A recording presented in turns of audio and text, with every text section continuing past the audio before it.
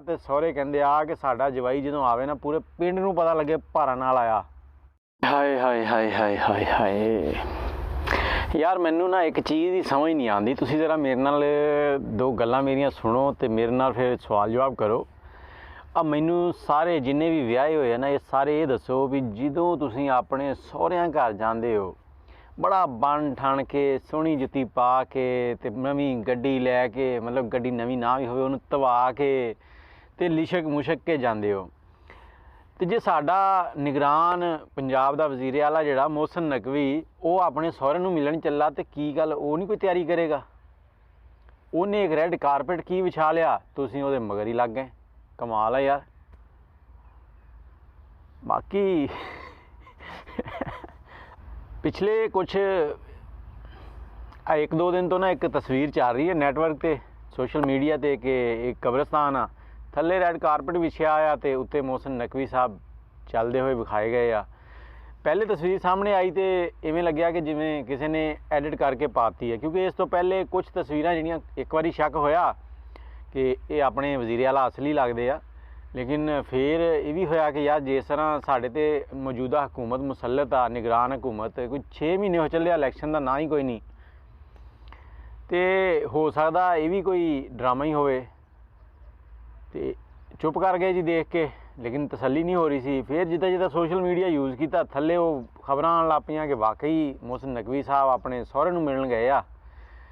ते सहुरियां दा घर जिहड़ा वो समझो कि बंदे दी,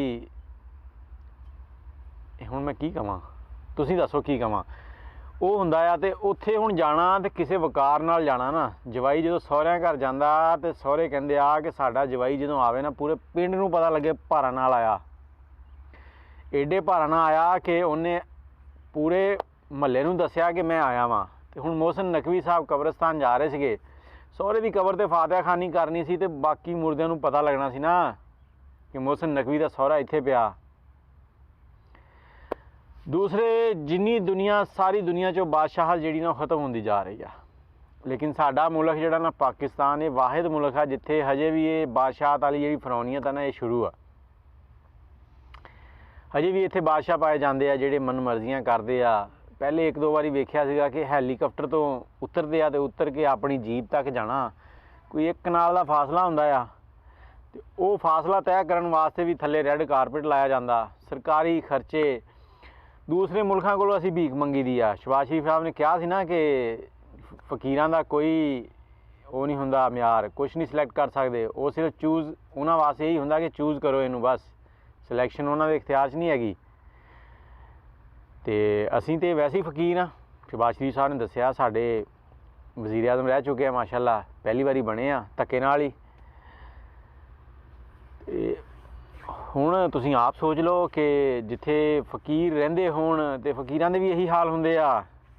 ऐ तुसीं झुग्गी वालियां को चले जाओ ना, जिहड़े पक्खी पास बैठे हुंदे आ, बाहर तुहानूं नज़र आउणगे गंदे कपड़े मंगदे पए आ, वाल कुंजले ते बुरे हाल। लेकिन कदी इन्हां दी झुग्गी जाके वेखोगे तो अंदर फ्रिज भी पिया होएगा, डिश भी लगा होएगा, जिहड़ा आम मिडल क्लास तबके अफोर्ड नहीं कर सकदा। उस तो बाद अंदरों तुहानूं हर वो शै मिलेगी जिहड़ी एलीट क्लास वाले यूज़ करते, वो फकीरां दी झुग्गियां चों भी लभदी है।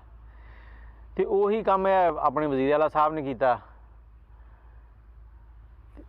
मैनूं समझ नहीं आई भी उत्थे रैड कारपेट की लोड़ सी। तुसीं फातिहा कहनी आ, चलो ठीक आ जाओ, लेकिन वो रैड कारपेट थल्लों की भखड़े लगदे सीगे, तुसीं किहड़ा घीसियां करके जाना सीगा। एक हुंदा ना बंदे ने, एक इंडिया दे विच है, मादरत चाहना उन्हों का कोई मंदिर मुंदर आ तो उत्थे वो सड़क के उत्ते लेटियां मार मार के रोल रोल के जाते तो गोल गोल घूम के, कि मोहसिन नकवी साहब ने ससुराल की इस तरह जाना सीगा, वो लेटियां मारदियां ने कोई भखड़े लग जाने सी, तुर के जाना सी, थल्ले तुसीं जुत्ती पाई आ, बूट बूट बूट जिहड़े शहबाज शरीफ साहब पालिश मारदे। तो मोहसिन नकवी साहब ने अखीर कर दी है।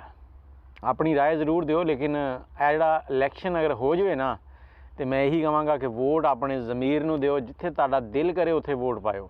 ए 20 रुपए की बिरयानी की प्लेट ते ना विकिओ, नहीं तो आने वाले टाइम दे विच समझ लो कि तुसीं जिहड़े है ना बढ़ गए।